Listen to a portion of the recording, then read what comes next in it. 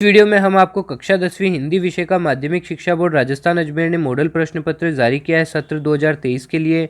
हम उसका पूरा सॉल्यूशन, सटीक सॉल्यूशन आपको इस वीडियो के अंदर बताएंगे, तो इस वीडियो को पूरा अंत तक आपको देखना है। यह आपके न्यू पैटर्न पर आधारित है 2023 के लिए, ठीक है ना। ये न्यू पैटर्न पर आधारित है आपका। और आपको बता दें कि पिछले वर्ष 10वीं क्लास का समय था एग्ज़ाम का 2 घंटे 45 मिनट, पर वापस आपके बढ़ाकर 3 घंटे 15 मिनट कर दिया गया है पहले की तरह। और साथ में आपको बता दें कि पिछले वर्ष 30% सिलेबस नहीं आया था, पर इस बार आपके पूरा 100% सिलेबस आएगा। तो आपको पूरी ही सिलेबस आपको पढ़ना है, एक भी पार्ट आपको नहीं छोड़ना है। और 80 नंबर का आपके पूर्णांक है। ये बोर्ड का मॉडल प्रश्न पत्र है। तो देखिए, आप चाहें तो इसका स्क्रीनशॉट भी ले सकते हैं, या फिर मैं आपको लिंक दे दूंगा, अगर आप कमेंट करेंगे तो वहाँ से भी आप इसको डाउनलोड कर सकते हैं, या फिर बोर्ड की वेबसाइट पर जाकर भी आप इसे डाउनलोड कर सकते हैं। तो देखिए, आप खंड अ इसमें आपको दे रखा है। तो उसका पहला प्रश्न आपको दे रखा है, निम्नलिखित अपठित गद्यांश को पढ़कर प्रश्नों के उत्तर दीजिए। तो अपठित गद्यांश आपको दिया है 5 अंक का ये प्रश्न है, ठीक है। एक एक अंक के 5 प्रश्न आएंगे, तो 5 अंक का आपके अपठित गद्यांश आएगा। तो देखिए, आप ये आपको अपठित गद्यांश दे रखा है, इसको आप आराम से पढ़ सकते हैं, स्क्रीनशॉट ले सकते हैं। अब हम चलते हैं डायरेक्ट प्रश्न की तरफ और उसका सटीक उत्तर आपको बताएंगे।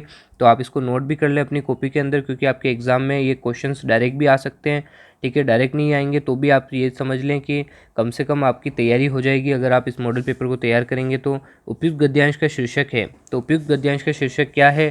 तो इस गद्यांश का उपयुक्त शीर्षक है विद्यार्थी जीवन में अनुशासन का महत्व। विद्यार्थी जीवन में अनुशासन का महत्व इसका उचित आपके शीर्षक हो जाएगा, ठीक है। दूसरा प्रश्न देखिए आप, अनुशासन कितने प्रकार का होता है? तो अनुशासन 2 प्रकार का होता है, आप सबको पता है।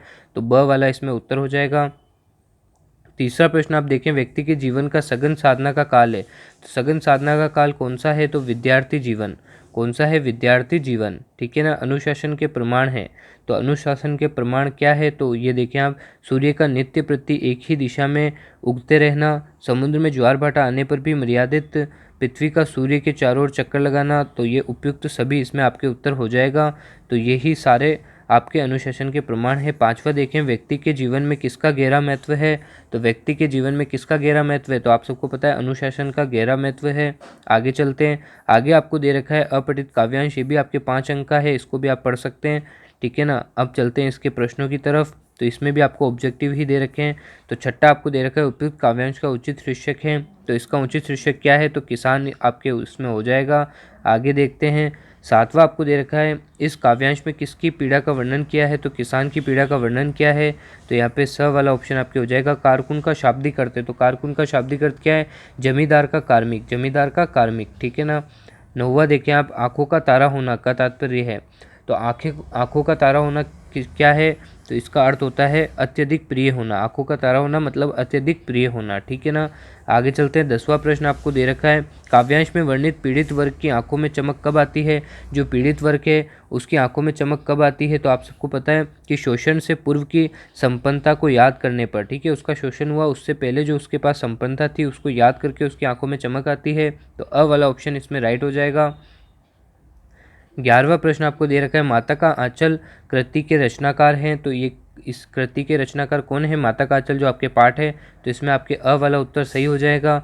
शिव पूजन साय, कौन है? शिव पूजन साय ने माता का आंचल लिखा है, ठीक है ना। आगे चलते हैं, आगे आपको दे रखा है, जॉर्ज पंचम की नाक कहानी का उद्देश्य है। तो जॉर्ज पंचम की नाक आपके पाठ है, उसकी कहानी का उद्देश्य क्या है? तो उसकी कहानी का उद्देश्य है औपनिवेशिक दौर की मानसिकता को चोट करना, या फिर विदेशी आकर्षण की भर्त्सना, व्यावसायिक पत्रकारिता का पर्दाफाश करना। तो इसमें उपयुक्त तो सभी आपके आ जाएगा, ठीक है ना। ये तीनों ही है।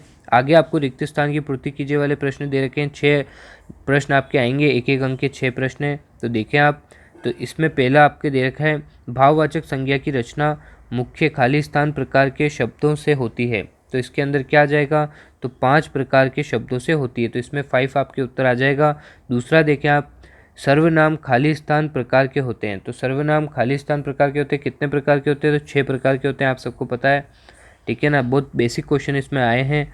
तीसरा आपको दे रखा है, शब्द जो किसी वस्तु, पदार्थ या जगत की मात्रा, तोल या माप का बोध कराते हैं वे खाली स्थान कहलाते हैं। तो वो क्या कहलाते हैं? तो वो कहलाते हैं परिणामवाचक विशेषण, ठीक है ना। इसमें हम आपको लिखकर बता देते हैं, तो ये आप लिख देना इसके अंदर, परिमाणवाचक विशेषण, ठीक है ना, ये आप लिख लेना इसमें। आगे चलते हैं। आगे आपको दे रखा है चौथा प्रश्न, किन्हीं हिंदी क्रियापदों का मूल रूप ही खालिस्तान है, तो क्या है, तो वो कहलाता है धातु। क्या कहलाता है? धातु। ठीक है ना, हिंदी क्रियापदों का मूल रूप क्या कहलाता है? धातु कहलाता है। ठीक है ना, आगे चलते हैं। उपसर्ग शब्द के खालिस्तान जुड़कर शब्द का अर्थ बदल देते हैं, तो शुरू में जुड़ते हैं या अंत में जुड़ते हैं, ये पूछ रहा है आपसे, तो आप बता सकते हैं आगे। ठीक है ना, यहाँ पे आ जाएगा आपके आगे प्रत्यय होते हैं जो अंत में जुड़ते हैं। ठीक है ना, उपसर्ग शब्द के आगे जुड़कर शब्द का अर्थ में बदल देते हैं। ठीक है ना, आगे चलते हैं। छठा आपको दे रखा है, वे प्रत्यय जो धातु अथवा क्रिया के अंत में लगकर नए शब्दों की रचना करते हैं उन्हें खालिस्तान प्रत्यय कहते हैं, तो उसे क्या कहते हैं? तो उसे कहते हैं आपके कृत प्रत्यय। क्या कहते हैं? कृत प्रत्यय। ठीक है ना, कृत प्रत्यय, ये आपके इसमें आ जाएगा। वे प्रत्यय जो धातु अथवा क्रिया के अंत में लगकर नए शब्दों की रचना करते हैं उन्हें कहते हैं कृत प्रत्यय। ठीक है, तो ये आपके उत्तर हो जाएगा। आगे चलते हैं। आगे आपको दे रखे हैं लघुत्रात्मक, अति लघुत्रात्मक प्रश्न दे रखे हैं। 12 प्रश्न है आपके 1-1 अंक के, तो इनका सोल्यूशन हम आपको नेक्स्ट वीडियो में पूरा का सोल्यूशन आपको प्रोवाइड करा देंगे PDF के रूप में, अगर आप कमेंट करेंगे तो। बाकी आप इसका पूरा स्क्रीनशॉट आप ले सकते हैं, तो देखें आप इसका आप पूरा स्क्रीनशॉट ले लें। ठीक है, ये आपके सखंड आ गया है। यहाँ पे आपको व्याख्या वाले प्रश्न भी दिए हैं, सप्रसंग व्याख्या। सप्रसंग व्याख्या में आपको बता दें कि 10वीं के अंदर आपको ये करना चाहिए। सबसे पहले तो आपको सप्रसंग लिखोगे आप, प्रसंग लिखने के बाद यहाँ पे आप लिखेंगे, सबसे पहले तो संदर्भ लिखेंगे आप, जिसमें आपने किस पार्ट से लिया है, कौन सी पुस्तक से लिया है, ये सब आप बताएंगे। फिर प्रसंग लिखेंगे, इसमें उस छोटे से 2-3 लाइन में आपको इसका पूरा समअप करना है। ठीक है ना, फिर उसके बाद आप उसकी व्याख्या करेंगे। व्याख्या करने के बाद आपको लास्ट में विशेषण भी लिखना है। ठीक है, विशेष भी लिखना है। ठीक है, इसमें क्या क्या विशेष यूज़ हुआ है तो वो सब भी आप इसमें लिखेंगे, तभी आपको पूरे अंक मिलेंगे।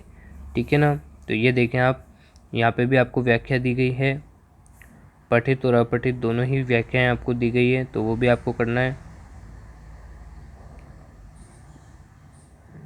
ये सब आप, ये जो प्रश्न आपको दिए गए हैं, ये सारे प्रश्न आपको अच्छे से तैयार करने हैं, क्योंकि इनमें से डायरेक्ट भी आपके एग्ज़ाम में पूछा जा सकता है। अब आपके लास्ट खंड द दिया गया है, तो इसको भी आप देख लें। सबका आप चाहें तो स्क्रीनशॉट भी खींच सकते हैं, या फिर आप कमेंट कर देना, तो हम आपको पूरा प्रोवाइड करा देंगे पेपर की PDF। और अगर आपको पूरा सॉल्यूशन चाहिए तो भी आप कमेंट कर देना, तो आपको पूरा सॉल्यूशन मिल जाएगा। तो ये आपके 23 टोटल आपके 23 क्वेश्चन इसमें आए हैं, और ये 23 के 23 क्वेश्चन ही आपको एग्ज़ाम के लिए तैयार करने हैं, तो आपके अच्छे नंबर आएंगे। Thank you for watching. मिलते हैं नेक्स्ट वीडियो के अंदर। कमेंट करके ज़रूर बताएं कि इसका पूरा सॉल्यूशन अगर आपको चाहिए तो।